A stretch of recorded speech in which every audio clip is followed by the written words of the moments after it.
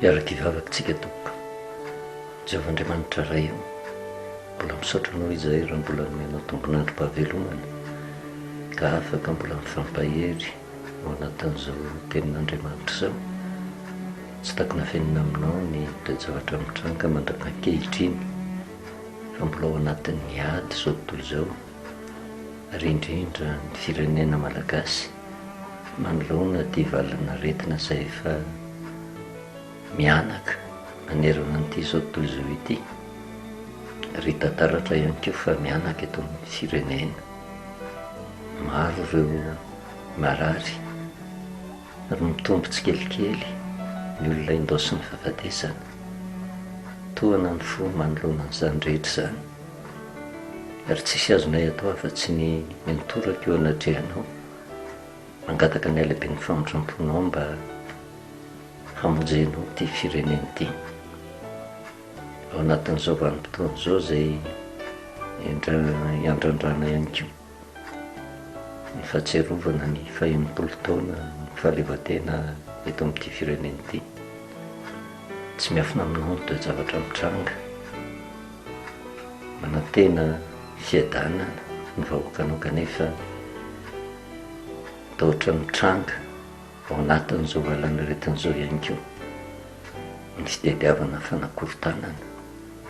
izay mampisaviretaka ny sainy maro. Jehovah-Andriamanitra ray eo, ianao rery mahafaka miditra an-tsehatra,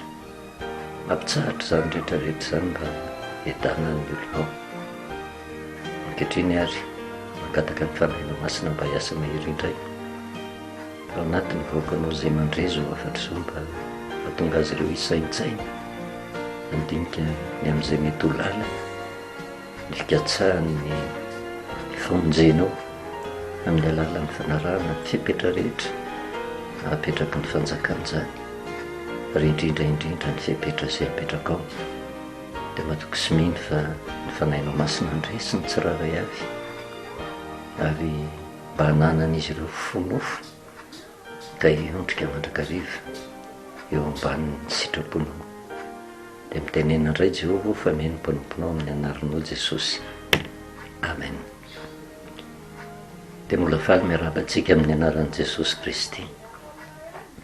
Mbola ao anatin'ny ady isika, ary tsy mitsahatra ao anatin'izao fandaharana izao ny mitondra ny fampaherezana ho antsika vahoaka kristianina, ary indrindraindrindra ho antsika vahoaka malagasy izay tsy takona fenina fa mandalo olana mafy. Tsy vitan'ny hoe tsika eto ihany fa olana trehany izao tontolo izao mahakasika n'ity valana retiny ity. Na dia ao ary ny ezaka rehetrarehetra atao, dia tsy takona fenina amintsika ny zavatra mitranga fa mahay mitombo hatrany ny olona tratran'ity valana retiny ity, ary mitombo tsikelikely ihany koa ny olona maty. Eo anatrehan'izay indrindra ny tokony hitodiantsika tanteraka amin'Andriamanitra, satria tsy efa nonofontsika fotsiny ihany ny hiady amin'io loza izay efa mianjady amin'izao tontolo izao. Mangataka ny herin'Andriamanitra tsika mba hiditra an-tsehatra izy, mba hisy ny fanavotana aingana, satria tsy vitany hoe hiteraka fahafatesana fotsiny ho an'ny olona,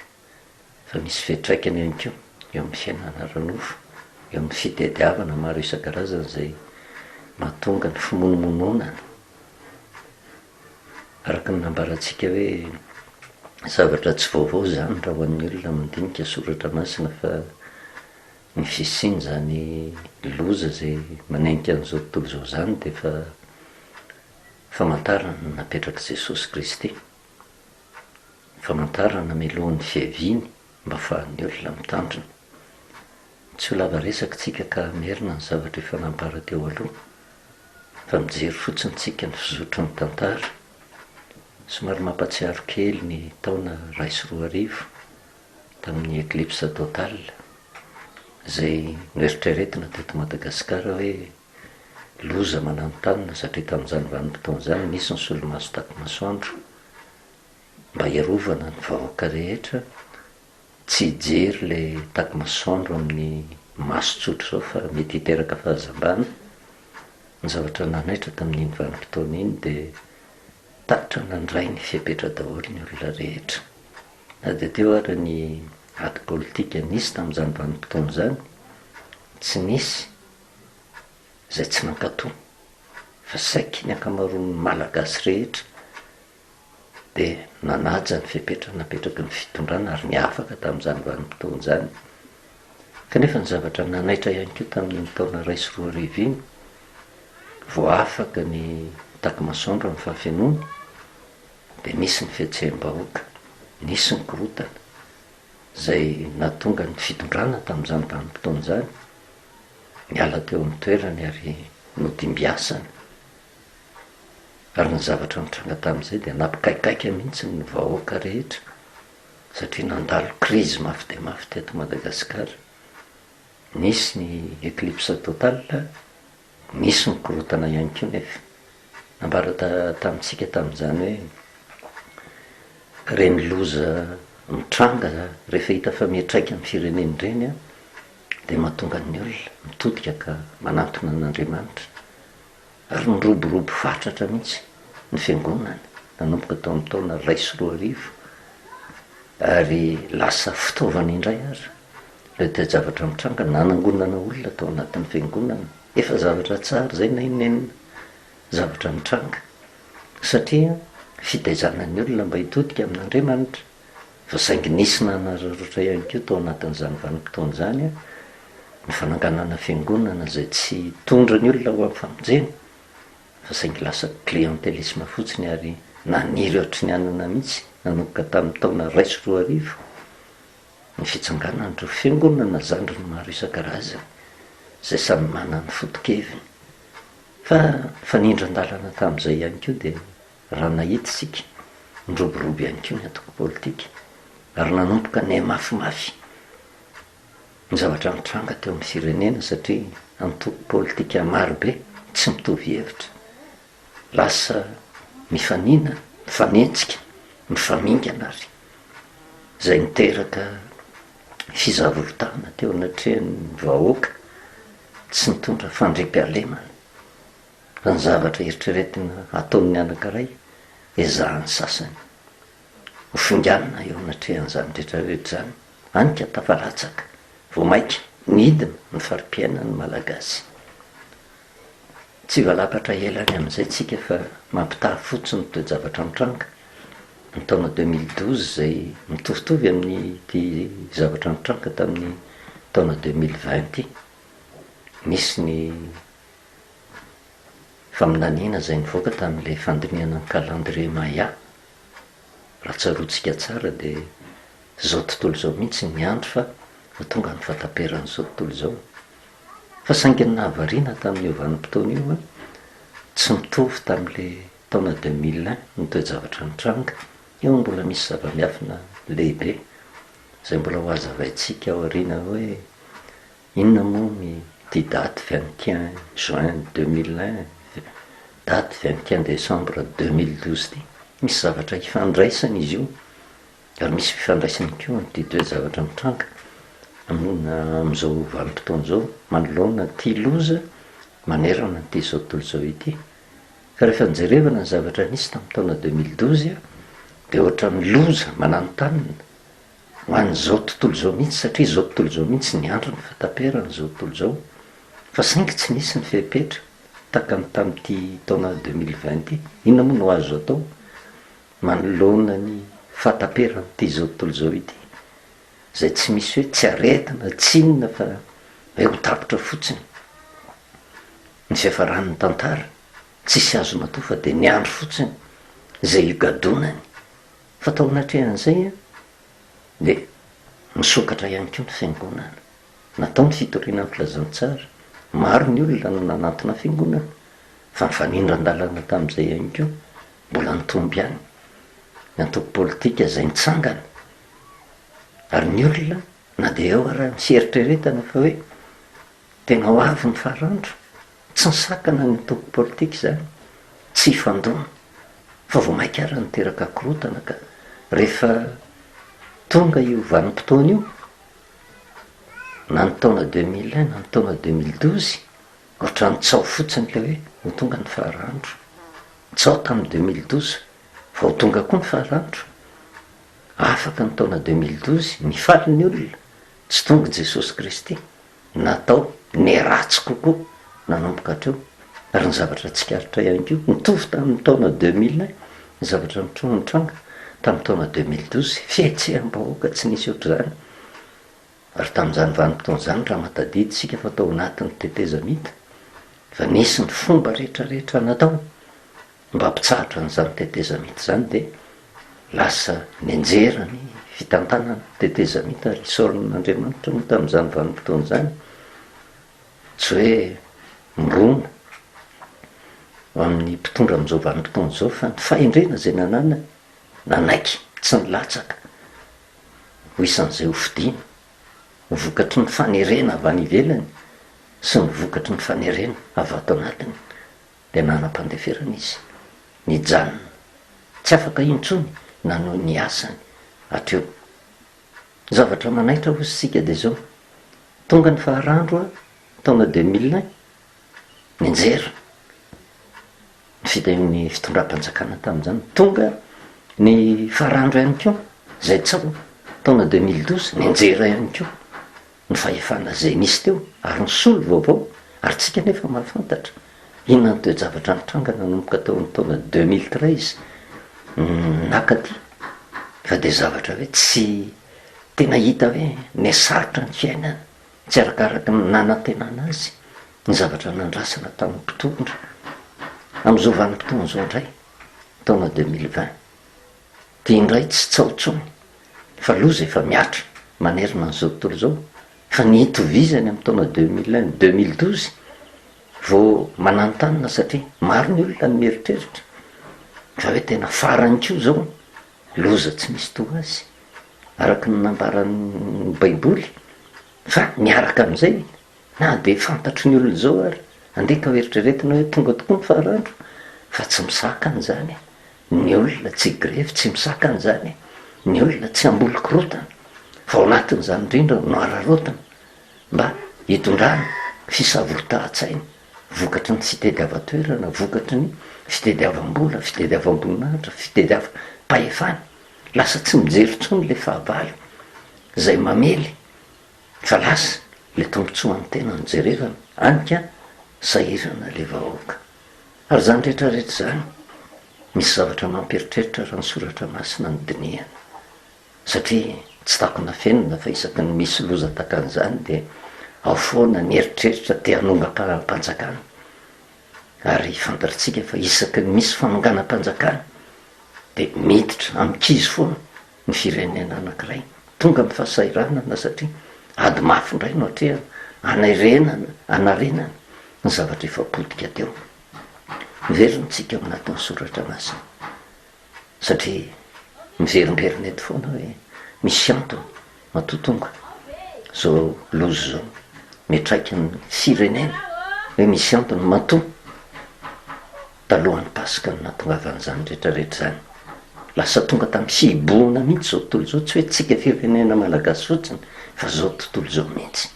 ary rehefa tonga amin'izay fibohana izay dia Andriamanitra mamperitreritra ny vahoaka mba handiny tena manoloana ny fifandraisana amin'Andriamanitra io tsy ny hoe resaka toko politika fotsiny fa ny tena kristianina mihitsy ny tena asian'Andriamanitra mafy ao anatrehan'izay manoloana ny foto-kevitra zay fotorany satria matetika ny fiangonana zao lasa le foto-keviny no marinina araka ny soratra masina fa tsy le soratra masina tsony no tazonika misy zavatra ovana ao anatin'izany rehetrarehetra zany zay mahatonga ny fahatezeranaandriamanitra ka mahatonga ihany koa ny loza mitraiky mandalo ny pasikitsika tsisy afaka nakany am-piangonana mitandrina n'izany pasika zany mba ahatserovan'ny olona indrindra itsika kristianina hoe tena tsy misy vahaolana azahoam-pamonjena afa-tsy ny fanekena ny pasika dia fahafatesan'ny Kristy raha mijeryntsika fa efa lavalava zay fanazavana nentina teto zay fa raha nitoejavatra nisy tany amin'ny bokin'ny Eksodosy dia hitantsika milohany namoahana ny zanak'Israely ny hidin'i Jehova araka ny teniny efa hidina izao izy ary nametraka fepetra mihitsy tamin'ny zanak'Israely satria tsy hoe io fotsiny tamin'io vanim-potoana io nefa nisy loza tao amin'ny tany Egipta fa loza folo nalefan'Andriamanitra namelony tany Egipta tamin'izany vanim-potoana zany zay vao tapa-kevitra ry Farao sy ny Egiptianina nandefa ny zanak'Israely fa nanaitra tao anatin'izany ny zanak'Israely kosa tsy tratra ny loza. Vonoana ny zanak'ondry tsy misy kilema zay tandindon'i Jesosy Kristy no anina ny nofon'ny zanak'ondry niaraka tamin'ny mofo tsy misy masiratsira ary ny raha natetina tamin'ny tatom-baravarana sy ny tolam-baravarana dia zao tsara ny lazain'i Jehova hoe hidina izao ary hamono ny matoa rehetra ao amin'ny tany Egipta ary ny Andriamanitry ny Egiptianina dia ho tsaraiko. Ino moa no mahatonga Jehova hiteny an'izany? Le olona mentehatra amin'ny zavatra tsy izy eny fa na dia kristianina azy azo lazaina hoe tena mivavaka amin'Andriamanitra tsy izy satria le marina araka ny soratra masina tsy raitsin'ny olona fa rehefa ny tenin'Andriamanitra no aolana dia tsy avy amin'Andriamanitra mahatonga an'izay teny miolana izay fa fotom-pisainana avy amin'ny devoly. Dia izay no mahatonga an' Jehova hoe hidina izao izy dia ho tsaraiko ny Andriamanitra ny Egiptianina. Fa raha mandalo ny tranonareo izy ka mahita an'ilay raha famantarana eo amin'ny tatom-baravarana sy ny tolam-baravarana andalo anareo ao izy fa tsisy loza andringanana anareo ary zay no hoe zahana ampitaina mandrakariva ao anatin'izao afatra izao mba fahatsika mitodika amin'Andriamanitra fa na inona na inona hiezaka atao raha vo tsy miditra antsehatra Andriamanitra tsy misy vokany miezaka rehetrarehetra tao ny zanak'olombelona zany hoe ny afatra rehetra zany tsy ho antsika kristianina fotsiny fa ho an'ny vahoaka ray manontolo ho an'izao tontolo izao ary indrindra ho antsika eto Madagasikara satria firenena kristianina ny akamaroantsika malagasy na toko mpanohatra io na toko miandany amin'ny fitondrana na iza tsika na iza olona tena mivavaka daholo ny atonga antsika tena ho tonga ny fibebahana iaino ny fepetra anaraka ny toromarika sy anaiky ny sitrapon'Andriamanitra mba hahafahantsika ho tafavoaka raha tsy eo sandron'Andriamanitra mitsotra tsy ho tafavoaka amin'izao ady zao tsika araka nefa nambara tamintsika hoe raha mbola mitoy ny fimonomononana raha mbola mitoy ny fikatsahana mitady ambolo-korotana eto amin'ity fireneny ity tsy ho resy zany coronavirus io fa saingy ny amin'ny elom-bofidy ampitsaharin'Andriamanitra eo fa zany akory tsy midika hoe raha hitsahatra ny loza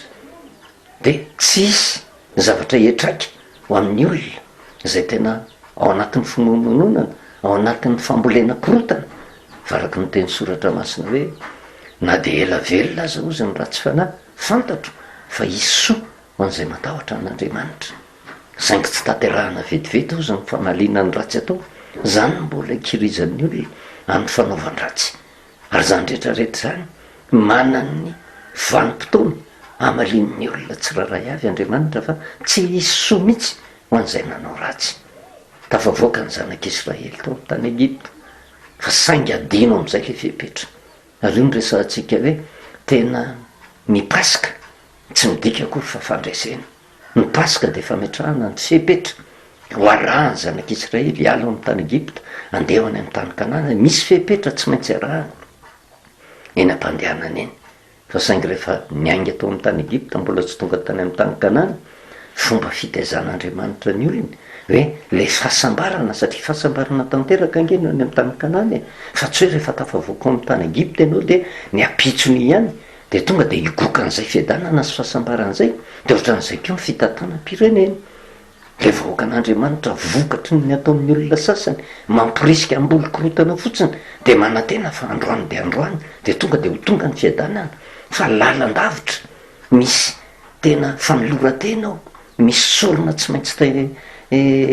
atao ao misy fiafiana ao zay vao tonga ho amin'izany tena fiadanana zany fa ny olona tsy majery an'izay fa ny androany ihany ny fatany dia hitantsika tany amin'ny tantara tany amin'ny Nomery fa adino ny zanak'Israely ny afatra tamin'ny Pasika ny monomonina tamin'ny Mosesy izy vokatry ny tsy nahafapo azy zay nohaniny tsy nahafapo azy zay nysotrony tsy nahafapo azy ny fiainany manontolo ka natonga azy ny monomonina tamin'ny Mosesy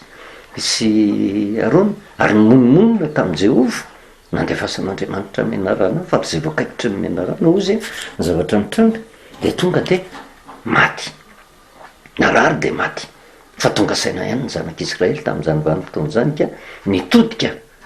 tamin'ny mosesy ary nangataka tamin'ny mosesy hoe ifony amin'i jehovah zay fa nanota ary mosesy nefa tsy namaly faty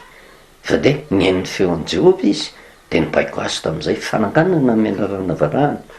fa zay nijery an'le menarana varahana ary zay ozy sika le fipetra avy amin'andriamanitra nampitaina tamin'le mpitondra napetraka andriamanitra nanaiky an'izay ny zanak'israely de velona zay rehetra nanaiky ny fipetra ary io no afatra mpitaina amitsika marina fa taka ny zanak'israely tamin'izany mafitaminy anke satria ny nofo misy zavatra debiaviny tsy araka ny tokony ho izy tsy arak'izay neritreretiny azy ny sakafo zay nomena azy natonga azy ny monomonina tahaka atsika am'izao vanim-potoana zao mafy ange ny zavatra mianjady amitsika ny tsy fahafahana miasa ny fidina ny fari-piainana fa misy foana le priorité satria ny aretiny ty mamely ka nanao le anao navoky tsy mitsity io aretiny io ary zay ny tokony hifotorana taka ny zanak'israely tamin'izany vanim-potoana zany ary ny avaka ny zanak'israely tamin'izany satria tena nampitsahatra ny am-popony izy navelan'ny tany zay nohanina navelan'ny tany zay hosotrona fa namaky azy de famonjena ny tena mijery an'le menarana varahana velona ihany keo ary zany keo ny zavatra tokony ataotsika am'izao vanim-potoana zao ny anaraka tsara ny fipetra mba hierovana atsika ny amin'ny loza tsotratriny ny aretina tsy hianaka be io aretiny io fa ninonenina zavatra ataotsika raha tsy mitandrantsika mamboly korotany eto am'ity fireneny ity hitovy amin'ny zavatra mitrangany ivelany ny zavatra hitranga neto madagasikara tsy andeha amin'ny laon'ny ntsony ny zavatra rehetra ary hianaka ny aretina hombe ny maty eo anatrehan'izay rehetrarehetra zay mila mijery lavitra tsika fa rehefa tonga zay zavatra zay ino ozy tsika le fananganana merarana varahana zay mitsarovany jesosy kristy fa ny zavatra nisy tamin'izany vanim-potoana zany nampandefitra ny ampopony ny zanak'israely velona izy niveriny io tamin'ny andron'i jesosy kristy any amin'ny luka toko fahatelo amin'ny jaona toko fahatelo araka ny tenin' jesosy hoe taka ny nanandratany mosesy ny menarana varahana tany anefitra no tsy maintsy anandratana ny zanak'olona mba ho velona azo fiainana mandrak'izay zay rehetra nino azy ary tanteraka zany zavatra zany tamin'i jesosy kristy nombona teo amin'ny azo fijaliana tandindon'le menarana varahana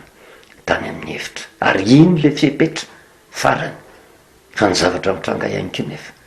hitatsika fa loza nanantanina ny zanak'israely de zao le tena tsy fahatatesany fitantanany mosesy azy sy nitoromarika ny men'ny mosesy ka natonga tena aretina taminy tonga taty koa rehefa tonga jesosy kristy nanao soa niezaka mihitsy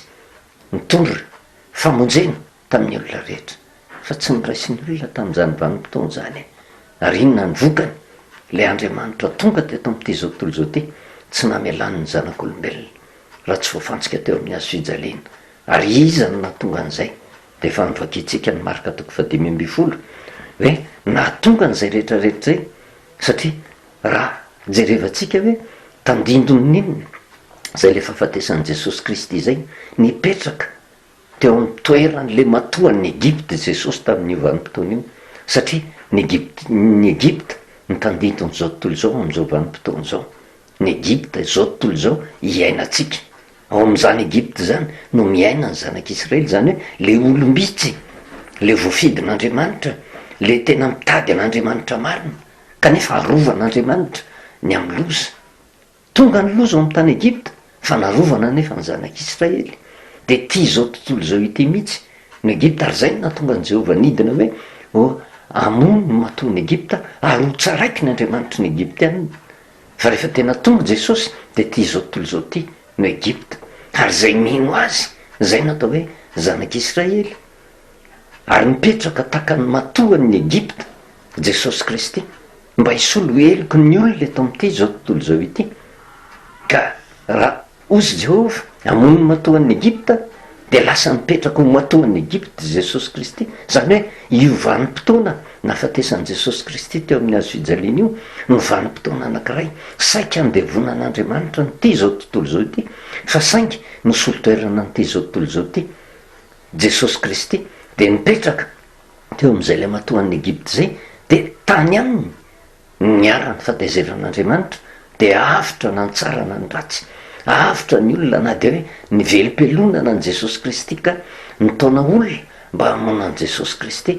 ary nanomboka hatreo de mbola misy vanim-potoana tsy mbola tonga ny farany fa raha ny tena izy ange ino ny tena tokony fahataperany ty zao tontolo zao ty fa raha tsy teo jesosy efa potiko zao tontolo zao fa saingy teo jesosy tamin'ny andro pasika de zao avitra zao tontolo zao fa avitra vetivety tete am'ty zao tontolo zao ty fa tsy hoe avitra andova ny fanjakana mandrak'izay fa nisy fepetra kosa napetraky jesosy kristy de nijereva ny tombam-bidiny ny sorona zay nataony teo amin'ny azo fijalena ino moa no natonga an'izay raha vao misy foana ny loza takan'izay zay no everitsika hoe ohatra ny farandro tamin'izany vanim-potoana zany raha tsy teo jesosy inona ny zavatra mitranga tsy nampibebaka ny londoan'ny mpisorona tamin'izany marika toko 5 ny andiny fahenina ka hatramin'ny 5 ary isaky ny avy ny andro firavoravoana de fanao nozy ny mandefa mpifatotra iray zay angatahan'ny vahoaka rehefa tonga zany ny pasika de fomba ny romanina tamin'izany vanim-potoana zany satria teo ambany fahefany ny jiosy ny mandefa mpifatotra anankiray olona migadra zay tiany olona ho alefany ho afaka ho avotsitra ho afaka mamaim-pona mba ho fifalian'le vahoaka angalana ny fon'le vahoaka fa tamin'io vanim-potoana io nahatsapa mihitsy Pilato fa tsy nanatsiny jesosy kristy nafantatra mihitsy izy fa navita soa ary tena nitady famonjena tsy ho an'ny jiosy rery fa tena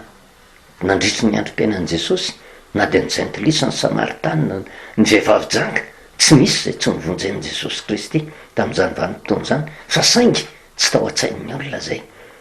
inona no natonga an'izay le vahoaka mijery fony sy ny mpitondra ary le mpitondra indray manome baika ary le vahoaka indraindray tsy mandinika de zao zay tenen'le mpitondra de ankatoaviny ary jesosy tsy mipetraka ho mpitondra tamin'izany vanim-potoana zany fa nanana fanetreteny izy nanaiky teo ambany fahefan'ny olona izy inona ny zavatra nisy anankiray lay atao hoe barabasy ozy nifatotra atao mba mikombosany sasany zay fa nafaty olona tamin'ny sikomina zany hoe nampitondra faisana ny vahoaka mihitsy ty barabasy ty tratra de nitazomina ary izy mihitsy ny voahelika ao faty hoe tsisy hevitra tsony ny anafaizana nyty barabasy ty fa tsy maintsy faizana hovonoana melohana ho faty fa mampijaly vahoaka ary tamin'izany vanim-potoana zany fantatry ny jiosy zany fantatry ny jiosy ka rehefa nametraka safidy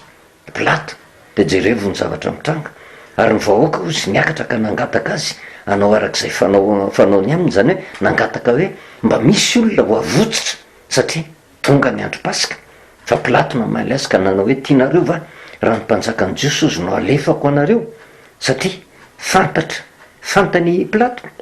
fa fialonana ozy no nanolora ny lohan'ny mpisorona azy fa ny lohan'ny mpisorona no nanome fo ny vahoaka fa leo barabasy no alefa ny Pilato azy ary io no mampatahotra am'izao vanim-potoana zao zay fandresantsika tamin'ny farany hoe misy lohandohan'ny mpisorona foana manome fo ny vahoaka mba hatonga n'le vahoaka ho tonga ho amin'ny fikorotanany tsy mijery zay mety ho fetraka an'izany eo amin'ny fiainany ka miteraka korontana ohatrany mahavariana nge ny loza efa tena miatra manerina n'izao tontolo zao tena miatra eto Madagasikara manomboka miely manerana ny faritra rehetra ny olona tratra ny coronavirus misy ny maty kanefa eo anatrehan'izay ohatrany hodinatsity zany fa misy foana koa mbola mamboly korotana eo anatrehan'izany rehetrarehetra zany zavatra tsy takina feniny zany hita mitambazotra mivoaka amin'ny vaovao maro isan-karazany eny amin'ny onjam-peo rehetrarehetra eny ary mandrehan'izany le vahoaka tsy vitany hoe fa misavoritaka ny sain'le vahoaka manoloana nyty valana retiny ity ho an'ireo te hanaraka ny fepetra fa matahotra sy mangovotra ahoana ny fetraka an'ity zavatra ity fa miaraka amin'izay ihany keo na nitseritrretany akamoron'ny olona ary nykorotana volena vetsy averoa de vao maika manampitrotraka le fahoripana ananan'le olona zay tena tseritrretany le mpitondra sasany zay manome fo vahoaka mandainga fotsiny zay tena hiteraka korotana fa ny zavatra mitranga nefa tena mampiritreritra de ity tamin'ny vanim-potoana jesosy kristy ny teo hoe tena vokatry ny fialonana ny mahatonga an'izay rehetrarehetra zay zay nyresantsika hoe le tsy fanekena ny fifandimbiasa-pahefana fa zay niala teo ohatrany tsy te hiala teo kanefa andriamanitra no mametraka mantsaka izy ny manaisotra mpanjaka ary zay ny zavatra tiano ampita ho atsika vahoaka hoe tena sitrapon'andriamanitra nge ny mametraka mpanjaka anankiray eo amin'ny tany anankiray na inona ataon'ny olona rehefa tian'andriamanitra ny ametraka n'iny mpanjaka iny de eo iny rehefa tian'andriamanitra ny manaisotra an'iny miala teo iny ny tokony atao de manaiky ny fandaminan'andriamanitra sy ny fepetra rehetra zay nampitondran'andriamanitra ny mpitarika iny mba ho arahan'le vahoaka raha to kosa ka mizotra ho amin'ny famarina mizotra ny amin'ny fivoarana ny zavatra kendren'le mpitondra fa tsy zay nefa ny zavatra mitranga ary ny mampalahelo ny zavatra hita am'izao vanim-potoana zao de ohatrany misy faminganana mandrakariva mba hatonga fisavoritahana de io zavatra io no atahorana hitranga ary eo no andraisantsika vahoaka safidy no andraisantsika vahoaka safidy manoloana zay mety ho avytsika fa teto meny loham-pisorona fony vahoaka fantanao sy fahafialonana nanoloran'ny loham-pisorona azy fa ny loham-pisorona no nanome fo vahoaka fa leo barabaso no alefa fa no alefa amin'ny plato azy ary plato namalika nanao tamin'ny indray hoe ka inona ary nataoko amin'ilay ataonareo hoe mpanjakany jiosy ary ny vahoaka ny antso indray hoe omboy amin'ny hazo fijaliana izy omboy amin'ny hazo fijaliana le olona mitondra soa omboy amin'ny hazo fijaliana fa le mampitondra faisana ny vahoaka alefaso ho afaka ory vahoaka an'andriamanitra e de nio tsara ngefa marina ny soratra masiny fa inona ny safiditsika fa io toe-javatra mitranga io andriamanitra miteny amintsika mihitsy hoe misy safidy raisiny ao anatin'ny vanim-potoana ny pasika safidy raisiny jesosy ve sa barabasy fa ao ambadiky jesosy anaiky ny fitondran'andriamanitra sa anaiky ny fahefany satana fa ny fitondran'andriamanitra de fampitsaharana ny loza fanasitranana sedanana tany kanana tondra-drono sy tantely fa ny fitondran'ny devoly de barabasy zay tena nampitondra faisana ny vahoaka ny dikan'izay zany raha io toe-javatra io no mitranga mafimafy ny zavatra enjady amintsika eto Madagasikara mafimafy ny enjady amintsika satria io sary io ny zavatra hita hoe barabasy no alefa zany hoe tena andriamanitra teteny amintsika hoe hitondra faisantsika raha tsy mahay manaiky ny sitrapon'andriamanitra fa efa feon'andriamanitra mba tonga atsika hitodika aminy anaiky ny fahefan'andriamanitra io loza mitraika manerina n'izao tontolo zao io loza efa mianaka mananerina ny firenena io de misy safidy tsy maintsy raisina na ianao anaiky ny fahefana avy amin'andriamanitra rehefa tsy manaiky ny fahefana avy amin'andriamanitra ianao de manaiky ny fahefana avy amin'ny devoly midika an'izay de zao na ianao hitodika am' jesosy na ianao hitodika am' barabasy kanefa tam'izany vanim-potoana zany naleon'ny olona barabasy no nalefa naleon'ny olona tena hoe le mampitondra faisana azy ihany ary saingy tsy mbola miatra amin'ny olona nefa zany toe-javatra zany fa zavatra hitranga aoriana fa imonomonina ihany angen'ny olona rehefa aveo hoe nanenina koa tsika ny barabasy no nalefa rehefa tena ho tratran'izay fa aleo misorika toy zay mitsabo de ny tsy mbola tonga zany de tsy mbola milatsaka barabasy hitondra fandevonana eto amin'ny firenena aloha mitodika am' jesosy zay no mahatonga atsika manao antso tsy resaka firenena politika andriamanitra no mametraka mpanjaka raha mitodika amin'andriamanitra tsika ekena ny fahefana zay misy ary ny fahefana zay misy de zao tsy mijery afa-tsy zay aso ny malagasy hitondra atsika ho any amin'ny fivoarana tahaka ny mosesy hitondra ny zanak'israely ho any amin'ny tany kanana mitsahatra mosesy mitendreny josoa na metsodrano ny josoa mosesy ary de nytohizana ny lalana makany amin'ny tany kanana fa ny fahatongavana amin'ny tany kanana tsy indray mpimaso misy lalan-davitra tsy maintsy izorana misy mihitsy tena siafina tanteraka misy tsy maintsy manana faharetana zay re ianao vao hanana ny tsara fa le lohan'ny mpisorona tonga de ny zavatra rapitso ny jerevany aiza zay zavatra mitrangeto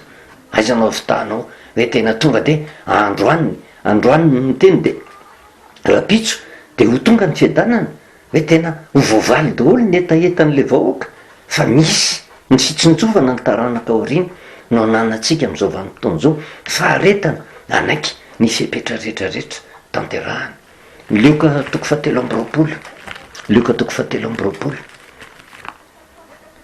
tamin'izany vanim-potoana zany de nalefa Barabasy novonoany Jesosy Kristy ary teo amin'ny lioka toko 7 ohatran'ny hoe Jesosy kivy tanteraka mihitsy satria teo amin'ny vanim-potoana io ny andininy 9 teo amin'ny azo fijaliana maizina ny tany aman-danitra nalefa Barabasy ary tena maizina ny tany aman-danitra tritra ny sasaka rozy nefitra lamba tao amin'ny tempolo nidikan'izay nitsaratra hatramin'ny fanimpom-pivavahana tonga tamin'ny fiboana tahaka n'le tamin'ny voalohany tany amin'ny Exodus toko 12 de tahaka atsika amin'izao vanim-potoana zao maizina ny tany aman-danitra manoloana ny loza kanefa natonga raha ny loza mbola misy ohatrany misy mitady loza hafa ihany ny coronavirus io efa mamely n'le vahoakan'Andriamanitra Barabasy koa mbola tediavina avoay Barabasy fa nomboy amin'ny hazo fijaliana Jesosy Kristy zany hoe le hitondra soa ho an'le firenena hajanony teo fa asa tsy fantatra hoe izany Barabasy indray ho atsangana ampitondra faisana ny firenena teto miantso tamin'ny feo mahery Jesosy ka nanao hoe ray eo an-tananao no atolotro ny fanahako zany hoe ohatran'ny Jesosy tehitena inge tamin'izany vanim-potoana zany reo olona hoe tena tsisy azoko natao tsony Andriamanitra fa tia ny farahalana enina azoko natao mba hamonjena n'ity zao tontolo zao ty de nanaiky ho faty ho azy nanaiky nipetraka teo amin'ny matoan'ny Egipta mba havelona ny zanak'Israely afaka izy ireo de zao mamindrafo aminy de nomena fotoana tsy tonga ny farany na de netraketraka raha ny olona tamin'izany vanim-potoana zany maty Jesosy teo amin'ny hazo fijaliana tsy ringana le zanak'olombelona fa nomena fotoana hatramin'ny andron' Jesosy Kristy nomena fotoana mandraka tia ny androany hafanen'Andriamanitra zany hoe io le menarana varahana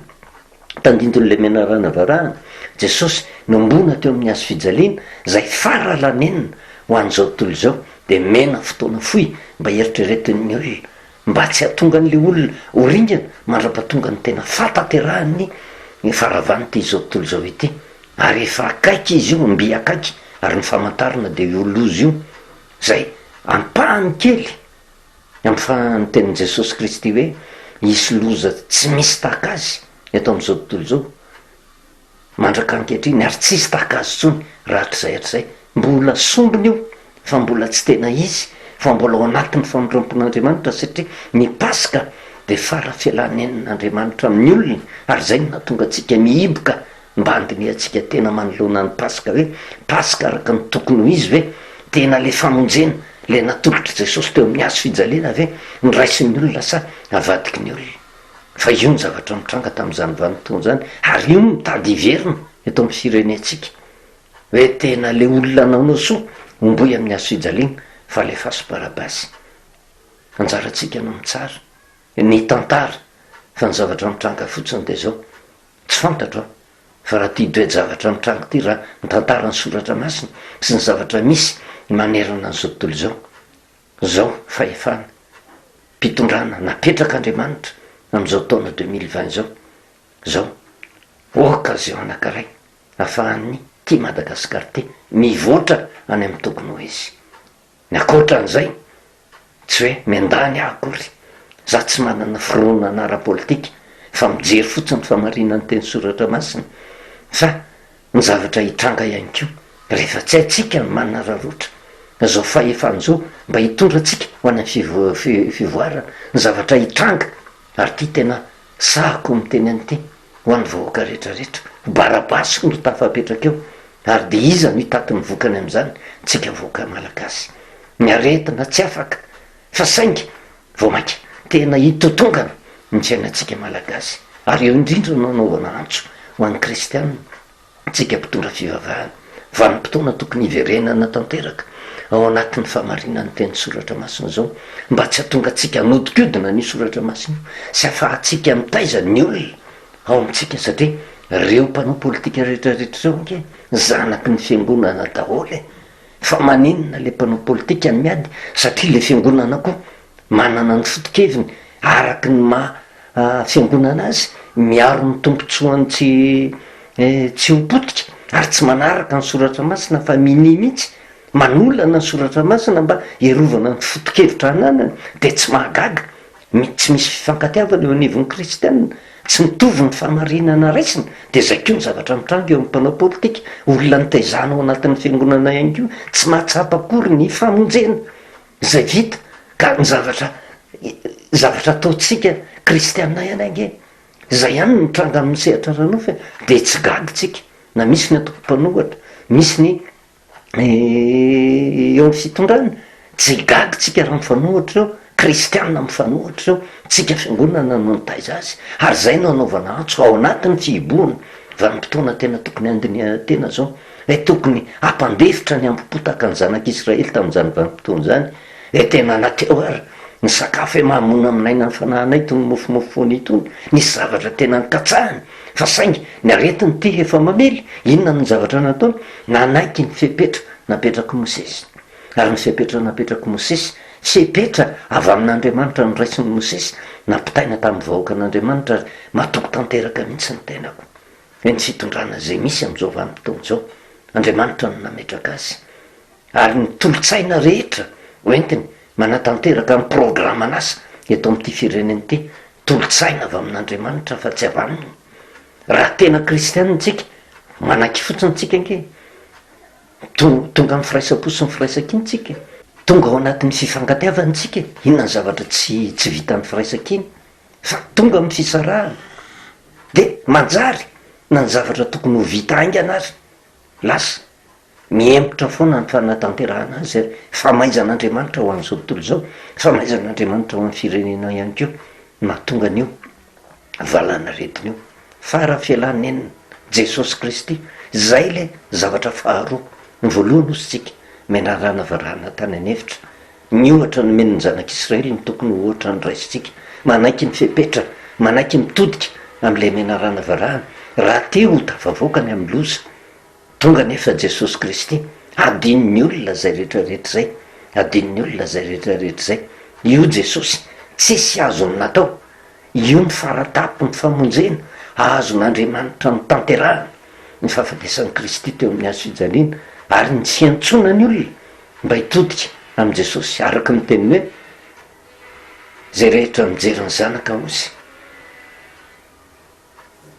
de ahazo ny fiainana mandrak'zay ary zaho anangana azy amin'ny andro farany tsisy akoatran'izay tsisy azon'andriamanitra atao ambonin'izay fahafatesan' jesosy kristy zay ary zay fahafatesan' jesosy kristy zay fepetra omena n'le vahoaka an'andriamanitra zay raisitsika misehatra ranofo ny fanekena ny sitrapon'andriamanitra irery any na tonga atsika ho tafavoaka ary ny zavatra mitranga teo amin'ny vanim-potoana io jesosy ny vonoana barabasy ny nalefa tsy haitsika tsony zay zavatra mitranga tamin'izany vanim-potoana zany fa tsy voatantara tao anatin'ny baiboly hoe tsy maintsy mitondra faisana indray ireo jiosy ireo ianareo ny te antsoantso hoe barabasy no alefa azy fa jesosy no omboy mitaty ny vokany de zay keo nampieritraretana atsika vahoaka n'andriamanitra itsika eto amin'ny firenena malagasy misy ny londompisorony manome fony vahoaka amony ny olo-marina fa andefa ny barabasy fa fantatritsika ave no vokany rehefa kelikely kanefa matoky sy meno fa raha andriamanitra no nametraka ny mpanjaka ainy miaro ny mpanjaka io ainy miaro ny vahoaka mba hatotosa ny fivoaran'ny madagasikara mba ho isan'ny firenena modely tsy eo misehatra rano fotsiny fa eo misehatra ra-panahy tian'andriamanitra hiavaka mihitsy ty madagasikara ty mba hatanteraka asa tsy fantatra hoe tena tenitenenitsika foana ave reny teny hoe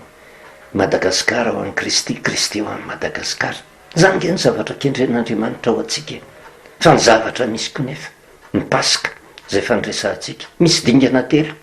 ny anarana varahana ray zay tonga jesosy kristy io ny faratapo ny famonjena fa ny akoatran'io tsy misy tsony ary zay no nampitahintsika n'le 2001 2012 tamin'ny 2001 fomba ataon'ny satana ngereny tsao nalefany mba ho zatra tsao le vahoaka an'andriamanitra ay tsy tonga akory ny farany de ny natao ihany ny natao de nykorotana ihany ny natao de inona ny zavatra nitranga ny nitotongana ny fiainana ranofo nytotongana ny fiainana ra-panahy ny maro fotsiny zao nge ny fiangonana ny maro ny mpanao politika fa tsy nivoatra tonga ny taona 2012 nandeha indray ny tsao de zatra le olombelona mitovy any tamin'ny taona 2001 ihany io ka tena resaka tsao fotsiny fa tsy tonga zany ny farany tofotikevitra avy amin'ny devoly io mba hatonga ny olona zany a tsy andray ny fipetra ntsony tamin'ny taona 2001 ngena andray ny fipetra daholo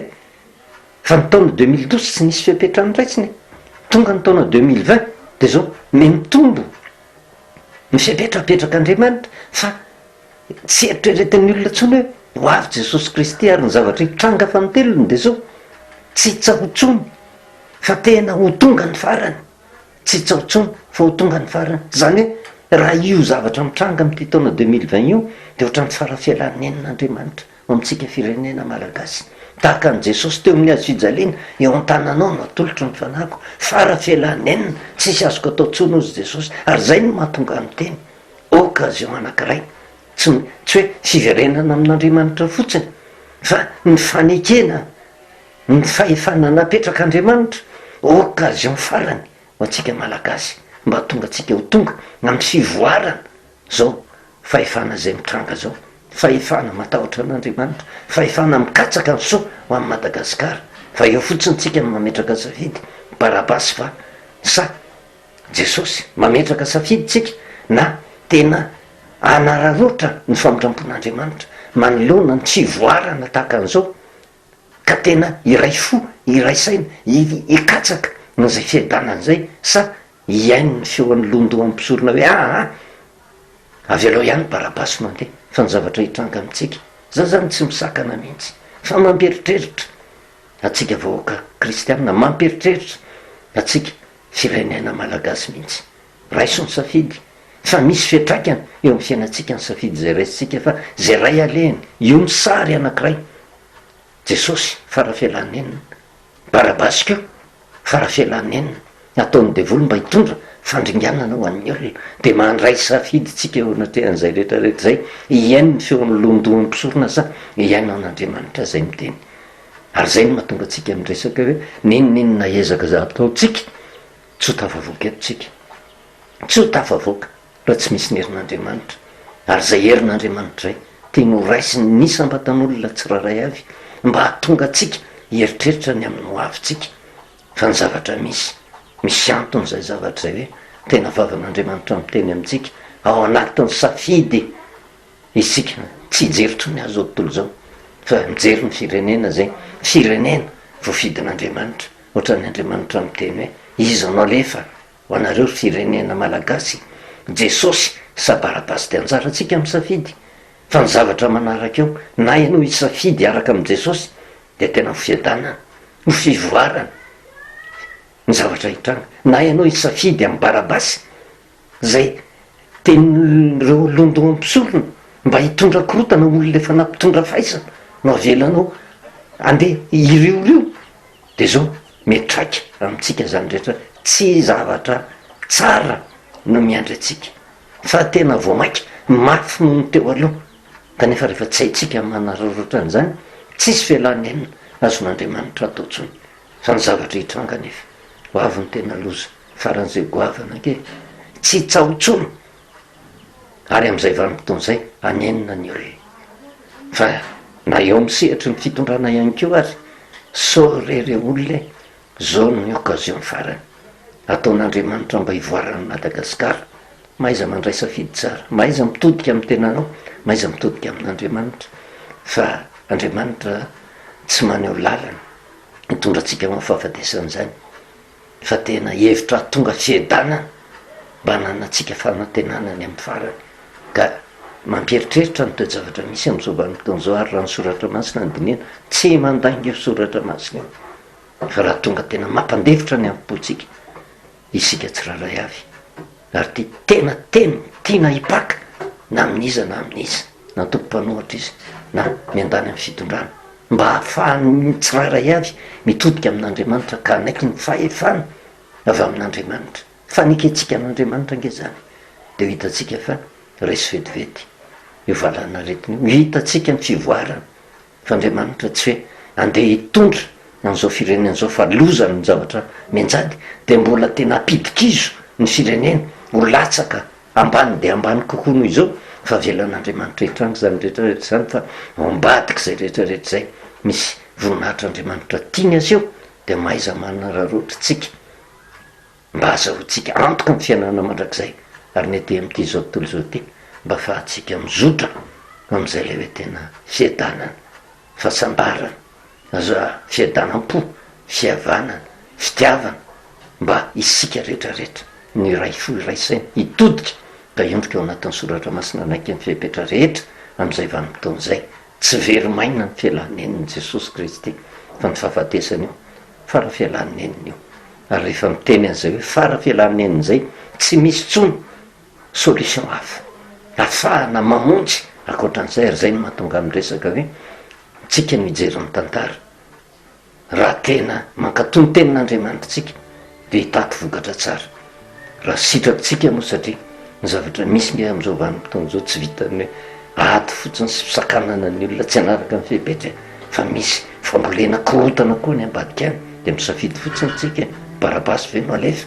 fa de hitaty ny vokany etontsika menakavy. Ary tsisy afaka am'izay fa safiditsika mahatonga ny fiainatsika hivoatra ho tsara hatrany. De mahatoky sy mena fanfanan'Andriamanitra hiasa mandrakariva anatsika mba tonga atsika andray ny safidy tsara ary afahatsika miombom-bavaka mba afahatsika mandresy izao valana aretin'izao iombom-bavaka ihany keo mba hisy ny firaisapo sy firaisan-tsaina eto amin'ity firenentsika ity mba hivoarany firenena vavakytsika. Satria anao Jehovah'Andriamanitra ray no miteny zay nomenao indray somary mafy kanefa teny mamperitreritra mba hijerevanay no avinay hifonanay ny zavatra tsy mety rehetra mifona ho amin'ny firenena rehetra tompo angatany aminao dia ny fanainao masinao no hiasa ao anatin'ny tsirairay avy mba hamerina aminao ny fihavanana malagasy ka ho tafatodika tanteraka aminao mba hahatonga an'izao firenen'izao firenena matahotra anao ka ho sambatra araky ny teninao. Tsainay ny tsy hivavaka mandrakariva ho andreo marary mba ho sitranonao andreo zohy baorina ampionona ny fony ianao vavaka anko ho an'ny mpitondra mba homenao heri-po heritsaina tsy ho kivy fa hitady zay asoan'ity firenena ity. Vavaka ho an'ny mpitondra fivavahana rehetra mba za tsy mpitondra fivavahana nolakolana intsony ny soratra masina fa hiverinao amin'ny marina satria izy rehetra mandeha amin'ny marina zay rery no ankasitrahanao. Dia mahatoky sy meny fa ianao Andriamanitra miazona an'izao firenena zao eo am-pelantananao dia mahatoky izay fa tena hamonjy ianao kanefa miankina aminay ihany io. Saotranao ny amin'ny zavatra rehetra efa nataonao ary misaotra tompo mianombola fitantananao firenena satria mahatoky sy meno izay fa na eo ary ny zavatra mafy mianjady tsy maintsy mivoaka mpandresy miaraka aminao. Dia misaotra indrindra ray amin'ny anarana Jesosy. Amen. No mandra-piona vetivety amintsika indray veloma tompoko.